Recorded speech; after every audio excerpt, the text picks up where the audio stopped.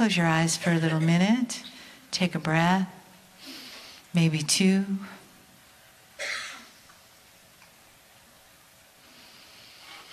And feel the flame of that sacredness inside of you softly, right around your heart.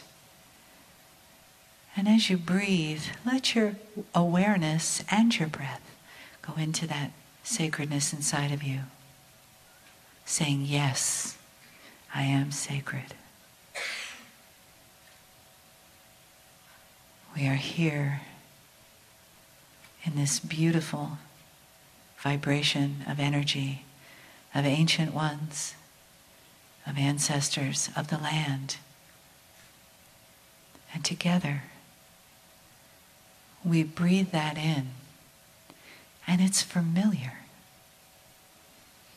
And our cells say, yes, I remember.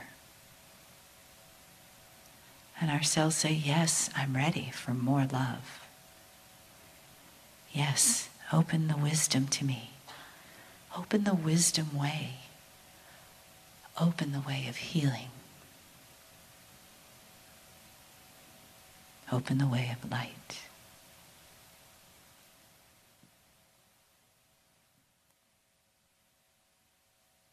Greetings, dear ones. I'm Kryon of Magnetic Service.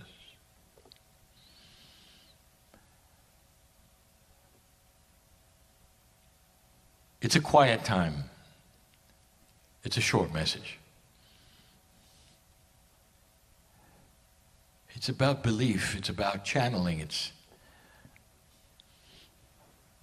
about allowance of thought. It's about being stuck in paradigms when you don't have to be. Dear ones, this is called a channeling. My partner steps away. There are those who say, well, he's in trance. He's not. Well, there are those who say, well, he is a mediumship. He's not. Channeling has no attribute that has a word in any language. It is a meld between the higher self of the individual and the other side of the veil.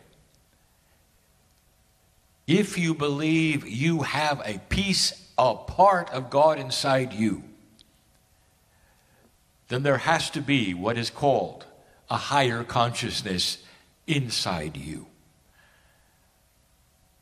A piece perhaps of your soul which vibrates higher than the corporeal in you. And some call it the higher self.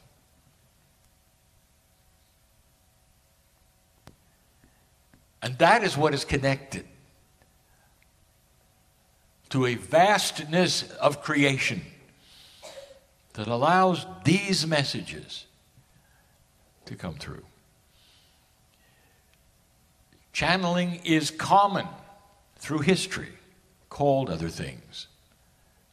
We've told you before, a musician channels, an artist channels, connects in a way that some call as pure creative energy. It passes through that corporeal veil and picks up the beauty of the planet, the melodies, the art, the sculpture, the poetry. That's channeling.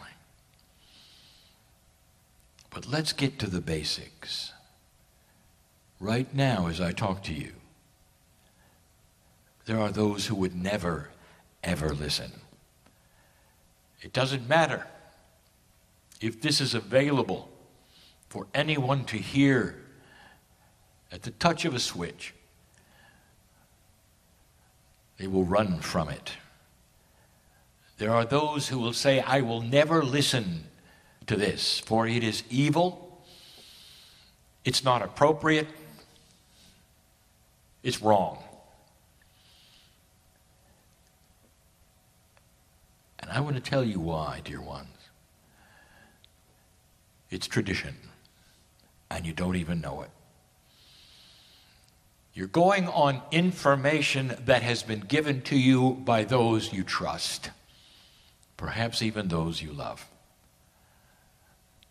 You grow up perhaps in a belief system that your parents grew up in. And from the beginning, they will tell you what is right, what is wrong, what the doctrine says, and you will see the love of God in them. Perhaps it's by a spiritual teacher in a system, and you can see the love of God in them. They become trustworthy, your friends, your mentors, and they say, this is the way it is, and it is not. And you carry that into your life as your belief, and you cognize it because they said so. It becomes so ingrained in you, you would never, ever listen to this. You would shrink from my voice and say it is not of God. It is something else. And there are the beliefs that there is a dark side that wants to capture somehow your soul. And that is my part. Dear ones, this is not logic. It doesn't even make sense. It's what you were told. And if you are in that mindset at this moment, listening to this for some reason, keep listening, please. For this message is all about you. It's about love. And it's about spiritual common sense. The way some belief systems have been developed is so interesting and so human. And we've spoken of this many times. And we ask you to weigh in the balance your logic and the logic of love. And we speak of the consciousness of the Creator. And I say, do you believe in God? And you may say yes. Do you believe God created all things? And you would say yes. Do you believe God created human beings? And you would say yes. Do you believe the human beings were in God's image? That is to say, consciousness emulates love. And you would say, yes, that's what Scripture says. And then I'd say, what happened? Because suddenly you are not able to connect. In fact, your doctrine will say that somewhere along the line, you misbehaved. And your misbehavior removed you from the Creator. That the infinite love and compassion of the Creator turned its back on you because of your bad behavior.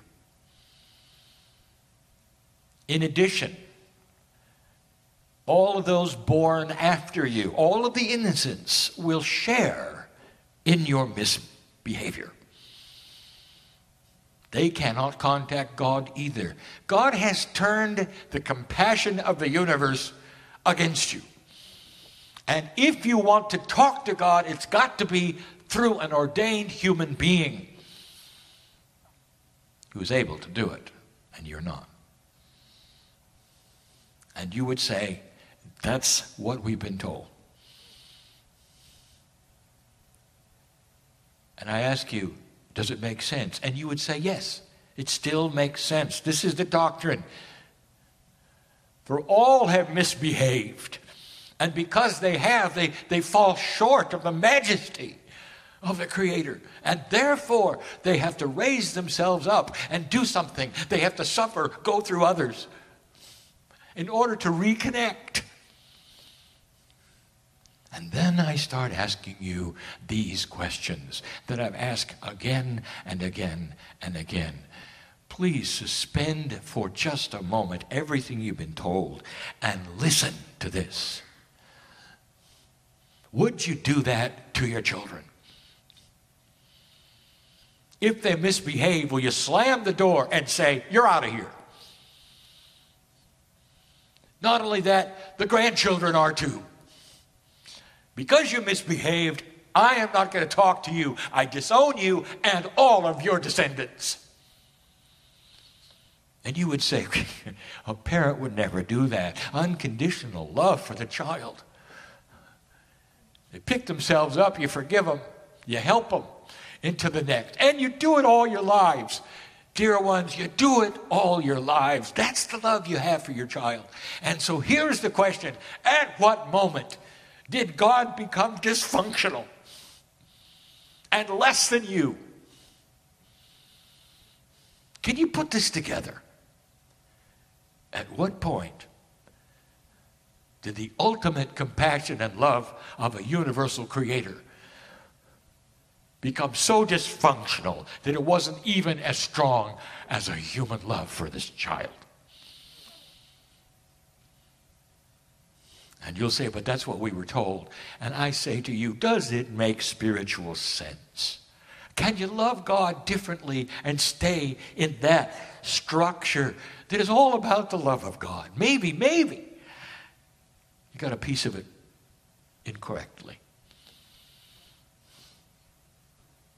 Channeling is connecting to this source. It's always been there. It's for you, it's for all. And if you let a men's doctrine get in the way of the love of God, I ask you to simply question the energy of the decision. Could it be that God is much, much bigger than you were told? When you sing the praises of your prophet, of your God, you can feel the love. It's a connection. I am singing the praises of the Creator right now, in my chair with my partner. That's what I'm doing. And you can feel the love. Dear ones, the connection to Spirit is absolute. All of you can do this.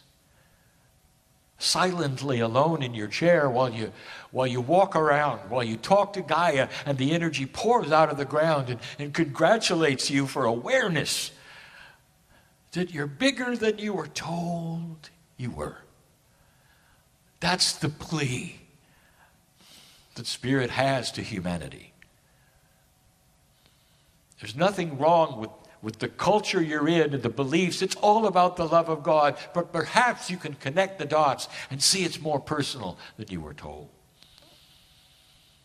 And that there is no bad behavior that would separate you from you, because you are the love of God.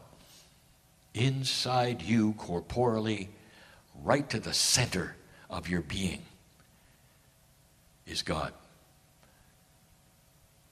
Different than any mammal on the planet, awareness, your creation stories, dear ones, all speak of a time when you were given this, the knowledge of black and white, discernment, God inside you. It's everywhere on the planet.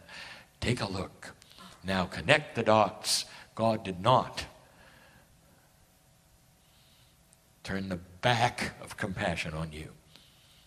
In fact, it's just the opposite. All your life, there's been a hand out, beautiful, glowing, smiling, that said, won't you find it?